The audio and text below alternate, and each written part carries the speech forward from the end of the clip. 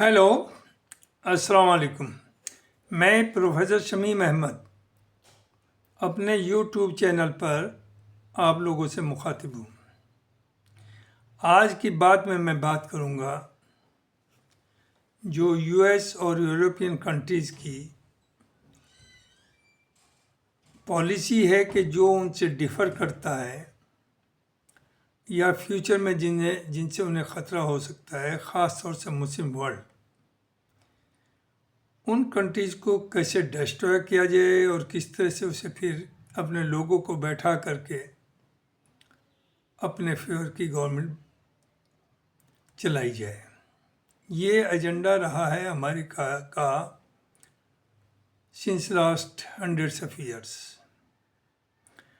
और अमेरिका जिसे चाहे टेररिस्ट कहता है, जिसे चाहे सैंक्शन लगा देता है, जिसे चाहता है कि वो न्यूक्लियर पावर ना बने, जिसे चाहता है उसे बना देता है बगैर डिक्लेयर भी, जैसे Israel has never declare that it is a nuclear power but it is a nuclear power. हर जगह रेजिम चेंज की बात करता है अपने फेवरेबल गवर्नमेंट लाने के लिए। अभी अभी आपने देखा ही है कि कल जो हुआ है वेनेजुएला में, जो कि एक पड़ोसी मुल्क है, उसके ऊपर कैसे अटैक किया, मैसिव अटैक हुआ और वहाँ के प्रेसिडेंट और उनकी वाइफ को आप अगवा करके दूसरे मुल्क में ले गए। तो इससे क्या मैसेज गया है पूरी दुनिया में, वो सोचें कि उसका मैंने दूसरा वीडियो बनाया है, यू कैन सी इट। तो इनका ये रवैया वियतनाम में रहा। वियतनाम में 20 साल जंग हुई और वहाँ छित-पिट करके आप वापस हुए। नो डाउट मुल्क इतना गरीब और इतना बर्बाद हो जाता है कि वो अगले आने वाले 50 साल में वहाँ नहीं आ पाता जहाँ वो था। इन्होंने कंबोडिया में किया। जापान वो मुल्क है जिसके ऊपर एटम बम का पहले इस्तेमाल हुआ दुनिया में, और अभी तक उसके वहाँ रिपरकशंस हैं। उसे इतना कमज़ोर कर दिया कि फिर वहाँ भी अपनी पपेट गवर्नमेंट बैठा दी। और नौ जापान, जिसके साथ सबसे बड़ा जुर्म हुआ दुनिया में इंसानियत का, उनका एक सबसे बड़ा एलाई है। तो ये दहशत में ला करके आपको कमज़ोर करके फिर अपने साथ रखते हैं। कोरिया के 2 हिस्से हुए। नॉर्थ कोरिया इनके कब्जे में नहीं आया, साउथ कोरिया इनका पपेट गवर्नमेंट है। अब आइए मुस्लिम वर्ल्ड के ऊपर। इन्होंने 2002 के आसपास सद्दाम हुसैन, चूँकि एक बहुत ही पावरफुल नेता था, लीडर था, और Iraq was one of the top most modern country. उसकी अपनी आर्मी थी, एजुकेशन ज़बरदस्त प्रमोट की जा रही थी, अपने बच्चों को बाहर भी भेजते थे, वहाँ भी यूनिवर्सिटीज़ कॉलेजेस थे, दुनिया भर का स्टाफ को वहाँ लाते थे, ये सब होता था। वो इनकी आंखों में खटक रहा था कि एक दिन ये ख़तरा हो सकता है। पहले उसे ईरान से भिड़ा दिया और ईरान को सपोर्ट दी, उसके बाद इराक को सपोर्ट दिया, ईरान से कत्लेआम कराया आपस में। उसके बाद उसके ऊपर ये चार लगा करके they have arms for mass destruction. Saddam Hussain को उस वक्त उतना अंदाज़ा नहीं था, उसने ओपन कर दिया कि आप पूरा चेक कर लीजिए, मेरे यहाँ कुछ नहीं है। चेकिंग हुई और फाइनली वहाँ जितने दुनिया के सबसे भयानक बॉम्ब्स हो सकते हैं उनका इस्तेमाल हुआ, पूरा डिस्ट्रॉय कर दिया कंट्री को। और आज वहाँ 22-24 साल हो गए हैं इस बात को, मुल्क डिस्टेबलाइज है। जो आपने ये सब किया था, आपने कहा था कि हम डेमोक्रेसी लाएंगे, डेवलपमेंट करेंगे। आपकी नज़र सिर्फ तेल के ऊपर थी, तेल आप लूट रहे हैं, और वहाँ आज तक ना वो स्टेबलाइज हुआ है, ना वहाँ डेमोक्रेसी आई है। उसके बाद आप अफ़गानिस्तान में एंटर हुए। अफ़गानिस्तान में 20 साल तक आप लड़े, लाखों लोगों को मारा, मैसिव डिस्ट्रक्शन किया और तबाह करके फिर हाथ जोड़ के जान बचा करके इमरान पाकिस्तान के जो उस वक्त प्राइम मिनिस्टर थे उसकी मदद से आप सेफली वहाँ से बाहर निकले। बेइज्जती हुई, लेकिन सर्टेनली मुल्क को वहाँ पहुँचा दिया जहाँ उसे वापस आने के लिए 50 साल चाहिए। तो आप यही कर रहे हैं कि उनसे वो खतरा ख़त्म हो जाए फॉर द टाइम बीइंग, उन्हें आप रिकन्स्ट्रक्शन में लगा दीजिए। उसके बाद लीबिया का जो ऑयल है वो दुनिया भर का जितने भी oil producing countries, the best oil they're producing, जो कि एयरप्लेन्स वगैरह में यूज होता है। उसने हिम्मत हुई अपने पैरों पे खड़े होने की, उसने कहा हम न्यूक्लियर पावर भी बनेंगे, रिसर्च भी होगी, एजुकेशन भी होगी। आपने उसके ऊपर सैंक्शंस लगाई और उसे मरवा दिया। वो एक बहादुर लीडर था जो किसी से डरता नहीं था, काम करता था, नो डाउट। डिक्टेटर तो था, इसे डिनाई नहीं कर सकते। डिक्टेटर तो सभी हैं, जहाँ भी इलेक्शन नहीं होता, पूरे अरब कंट्रीज में डिक्टेटरशिप है, लेकिन उन सबसे तो आपकी दोस्ती है। बहरहाल उसे मरवाया और 10-15 साल हो गए आज तक मुल्क में 3-4 हुकूमतें चल रही हैं और स्टेबलाइज होने का कोई सवाल नहीं। लिहाजा वहाँ से जो तेल है 1/4 कीमत पर आप निकाल करके ले जा रहे हैं, ये आप वहाँ कर रहे हैं। ये this what is going on in Libya. Syria में आपने जो इस्लामिक स्टेट वाले थे, ISI वाले, जिन्हें ये समझते ये मुसलमान फंडामेंटलिस्ट हैं, इस्लामिस्ट हैं, वो आपके पाले हुए पिट्ठू निकले। आपने उनके थ्रू वहाँ जंग कराई, उन्हें मुसलमानों का एक लीडर दिखा करके, और बड़ा डेंजरस ISI कहा जाता था, और आज वो आपके दोस्त हैं, उनका कब्जा करा दिया जिससे कि इजराइल सेफ एंड सिक्योर हो जाए। That was your aim. और अब वहाँ जिस तरह से कत्लेआम हुआ है, मार धाड़ हो रही है, बम्बारमेंट हो रहे हैं, वो सब के सामने इजराइल, नो डाउट, जो पहले हाफिज असद थे, he was also not popular, he was very dangerous leader. ये नहीं कि उसकी तारीफ की जाएगी, उसे हटाया जाता है और तरीके से हटाया जा सकता है, लेकिन जिस तरह से वहाँ हुआ वो गलत हुआ। और उसमें आपने सऊदी को भी इन्वॉल्व किया था, एक वक्त में सऊदी ने भी बम्बारमेंट किया था, फिर सऊदी पीछे हट गया, आप भी पीछे हट गए, फिर ये ISI खड़ा करके, जो अब वहाँ का प्रेसिडेंट है, आपने ये गेम खेला। उसके बाद अब आप आइए यमन के ऊपर। यमन के शुरू में पहले पूरा यमन एक था, फिर 2 हिस्से हो गए थे, नॉर्थ यमन और साउथ यमन। उसके बाद फिर यूनाइट हो गया था। उसके बाद इस वक्त जो चल रहा है, वहाँ 3 गवर्नमेंट है तकरीबन यमन में। एक हुतीज की है, जिसके खिलाफ सऊदी खड़ा हो गया था और कई साल तक जंग, हुतीज ने भी सऊदी के ऊपर अटैक्स किए और सऊदी ने भी उनके ऊपर अटैक किए।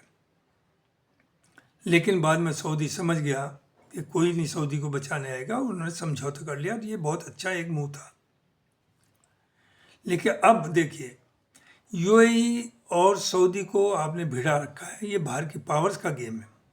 अदरवाइज ऑल अरब्स स्टेट अलग अलग हो सकती हैं, लेकिन सब भाई हैं, दोस्त हैं, आपस में शादियाँ होती हैं, आपस में कोई रेस्ट्रिक्शन नहीं आने जाने पर।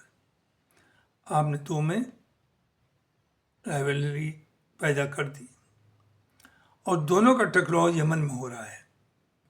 चूँकि कुछ फोर्सेस हैं जिन्हें UAE सपोर्ट कर रहा है, जो कि सऊदी बॉर्डर पर राज कर रही हैं, वहाँ से आप तेल निकाल रहा है और वहाँ सऊदी को डिस्टेबलाइज करने का काम कर रही हैं वो फोर्सेस।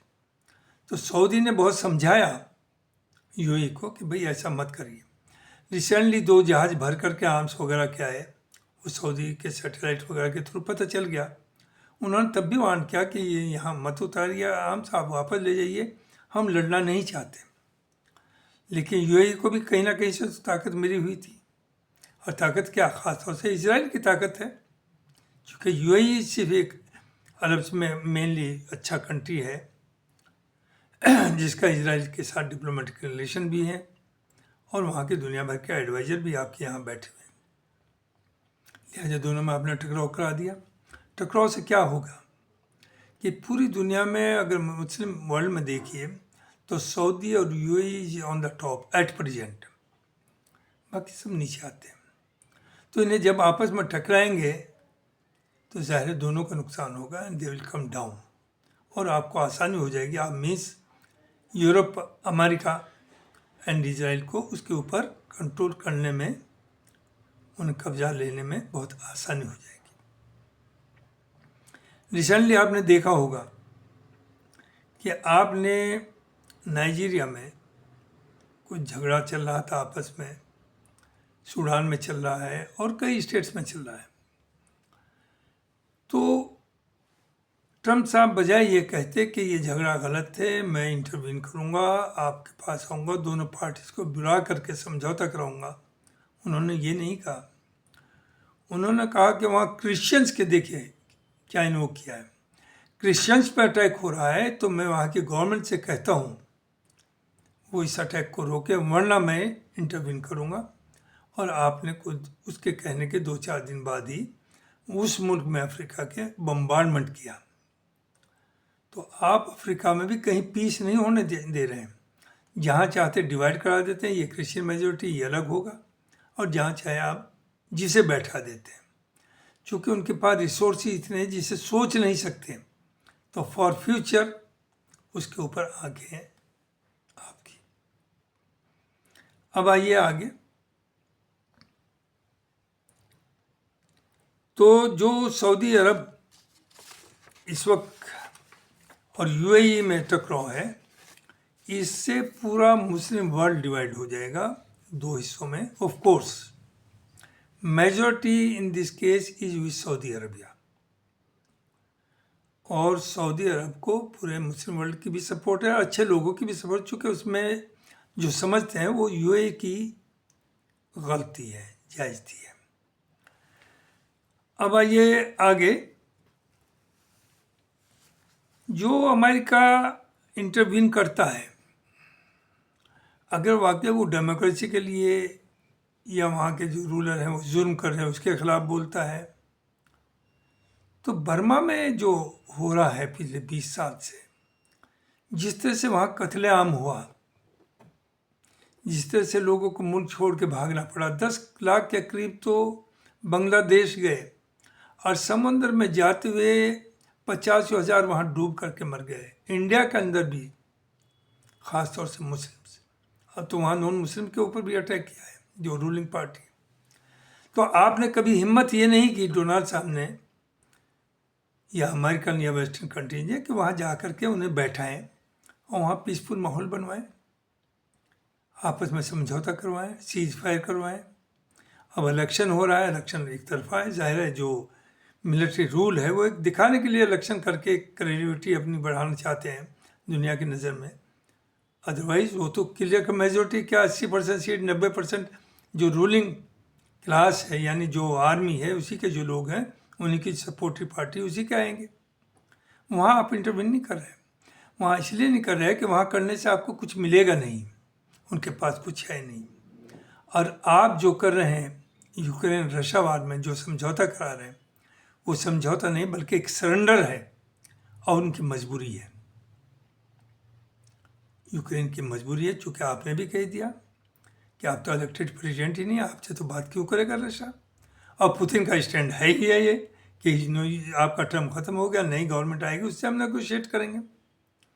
और आपने सरेंडर ये किया कि जब कहीं भी समझौता होता है गिव एंड टेक होता है, कुछ देते हैं कुछ लेते हैं। आपने तो वो सब चीज़ें मान ली जिसे रशिया पहले दिन जब जंग हुई उसके 2 दिन बाद ही उसने कहा था कि नंबर 1 तो हम ये एक्सेप्ट नहीं करेंगे कि यूक्रेन नाटो का मेंबर हो, क्योंकि उसके मेंबर होने से हमारी सिक्योरिटी खतरे में पड़ेगी, हमारे बॉर्डर पे नाटो फोर्सेज आ जाएंगे। इन्हें जिद ये थी कि नहीं हम बनेंगे, और उस वक्त एक समझौता भी टर्की के अंदर बैठ के हो गया था तकरीबन, जिस पर उस वक्त अमेरिका जो प्रेसिडेंट बाइडेन था उसने कहा नो वी विल फाइट, और आपने उसे सूली चढ़ा दिया यूक्रेन को। अब दूसरी चीज़, ट्रम्प साहब जो कहते हैं कि इस वक्त यूक्रेन ये भूल जाए कि ये नाटो का मेंबर बनेगा ज़िंदगी में। नंबर 2, जो ज़मीन अराउंड 30% है रशिया ने ले ली, वो उसी के पास रहेगी। ये समझौता होता है। समझौते में कम से कम ये तो होता है कि जो ज़मीन आपने कब्जा है उसे खाली कर दीजिए, चलिए नाटो का मेंबर नहीं बनेंगे, लेकिन आपने संभाल लिया। और रूस आपको बार बार जलील कर रहा है। वो कह रहा है जिस शहर के ऊपर इस वक्त जंग चल रही है उसका 50% हम ले चुके, जो 50% बचा है वो भी आप हमें देंगे। और आप कि जो नाजायज़ शर्त थी जिसके ऊपर जेलेंस्की बेचारे ने स्टैंड लिया भी, लेकिन उसे कहीं से सपोर्ट नहीं मिली, उसे अपने सर्वाइवल का मामला है, पूरे मुल्क का जाने का खतरा है, इसलिए वो उसने अब फाइनली शुरू में रजिस्ट किया, आपकी हर शर्त मान ली, तब भी रशिया आपको ऑब्लाइज नहीं कर पा रहा, वो सीज फायर को तैयार नहीं हो रहा। और इससे आपको मालूम है कि खतरा हो गया पूरा यूरोप के लिए, ख़ासतौर से ईस्टर्न यूरोप जो पहले यूएसएसआर ब्लॉक में थे। और आपने हमारी अब होना तो बहुत बुरा है आगे। आप ट्रम्प साहब कहते हैं कि हम यूरोप की जंग नहीं लड़ेंगे, नाटो से विड्रॉ करेंगे। जब विड्रॉ करेंगे, ये तो अब आपने देख लिया कि इवन आफ्टर योर सपोर्ट आप और पूरा यूरोप मिलकर भी जो आपकी नियत थी कि रशिया को लंबे वक्त तक जंग में इन्वॉल्व कर करके वीक कर देंगे, वहाँ भी रजीम चेंज कर देंगे, आप कामयाब नहीं हो पाए। ईरान में भी आपने जो इस वक्त वहाँ चल रहा है प्रोटेस्ट तो सब मुल्कों में चलती है। कोई मुल्क ऐसा नहीं जहाँ 20% से कहीं कहीं तो 70% तक जो वहाँ की गवर्नमेंट है उसके खिलाफ होते हैं, लेकिन that is their internal matter. वहाँ प्रोटेस्ट भी होगी, गवर्नमेंट सुलझाएगी उसे, इलेक्शन कराए या जैसे भी करे, you are no one to intervene. Iran में तो आप क्लियर कट कह रहे हैं कि जो प्रोटेस्ट हो रहा साथ है, हम उसके साथ हैं। अगर उनके ऊपर सिक्योरिटी फोर्सेज ने गोली चलाई तो हम बमबार्डमेंट करेंगे। लेकिन आपको जवाब मिला, Iran is not any other state, वो अरब नहीं है, वो नॉन अरब भी है। उसने कहा आप करके देखिए और फिर उसके नतीजे देखिए। नतीजे जो मैं समझता हूँ कि जो उसने करके दिखाया 12 दिन की जंग में इजराइल में जो मैसिव डिस्ट्रक्शन हुआ वो याद रखेगा ज़िंदगी भर। और जो एक भ्रम बना हुआ था कि इजराइल को नोबडी कैन टच, और वो सिक्योरिटी है, वो फोर्सेज है, वो उसके पास मिसाइल है, वो एटम बम है, सब रखा रह गया। और आपने वही सब देख करके जो क्या नतीजे होंगे, सीज फायर कराई और वो बहुत अच्छा किया, that was a very good step. लेकिन अब आप फिर वेनेजुला में और अफ्रीका में जो आपने बम्बार्डमेंट किया और वेनेजुला को जैसे अब कह रहे हैं कि हम चलाएंगे हुकूमत, वही अब आप एक्सपेक्ट कर रहे हैं कि ईरान में आप कर पाएंगे।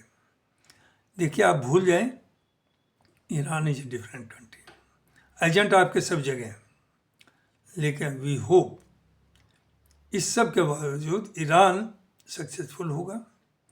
और ईरान पे अगर आपने अटैक किया, वो कहमानी साहब कह चुके कि उसके रिपरकशंस आप इमेजिन भी नहीं कर सकते जो होंगे। वो ये होगा, ना तो इजराइल बचेगा, अरब्स को तो आप चाहते हैं कि वो उन्हें ख़त्म कर दे ईरान, कोई प्रॉब्लम में वीक होंगे तो हम वहाँ अपना हम हुकूमत चलाएंगे और वहाँ का तेल और वो गैस सब हमारे कब्जे में होगा। लेकिन उससे पहले आपकी जो प्रॉक्सी है जिसके थ्रू आप ये सब करना चाहते हैं, इजराइल दुनिया के मैप पर नहीं रहेगा, ये याद रखिए। तो बेहतर यह है कि जो एक बार स्टेटमेंट दिया भी था ट्रम्प साहब ने कि अब हम दुनिया के मामलात में रजीम चेंज के चक्कर में नहीं पड़ेंगे, हम अपने मुल्क के बारे में सोचेंगे। वो अपने मुल्क के बारे में सोचें, दे हैव द राइट। और no doubt US is the मतलब सबसे दुनिया का ताकत और most powerful country of the world, number 1 पर है, इकोनॉमी भी नंबर 1 पर है। लेकिन ये सब करने से आपकी बदनामगी भी होगी, लोग आपसे दूर भी होंगे और आप कमज़ोर भी होंगे। तो बेहतर चीज़ है, दूसरे जो मुल्क हैं बचे हुए, अब बहुत अफरा तफरी भी हो सकती है, और अगर बैठें तो इनसे सबक लेकर के सुधार की भी गुंजाइश है। और बेहतर यही सुधार तभी होगा जब हर मुल्क के जो रूलर्स हैं वो एज फार एज पॉसिबल, सबको तो खुश नहीं कर सकते नो डाउट, लेकिन ज़्यादा से ज़्यादा लोगों को अपने साथ लें और सबको प्रोटेक्ट करें, सबकी सिक्योरिटी दें, सबको जस्टिस दें। यही मेरा कहना है। बहुत बहुत शुक्रिया। Thank you very much.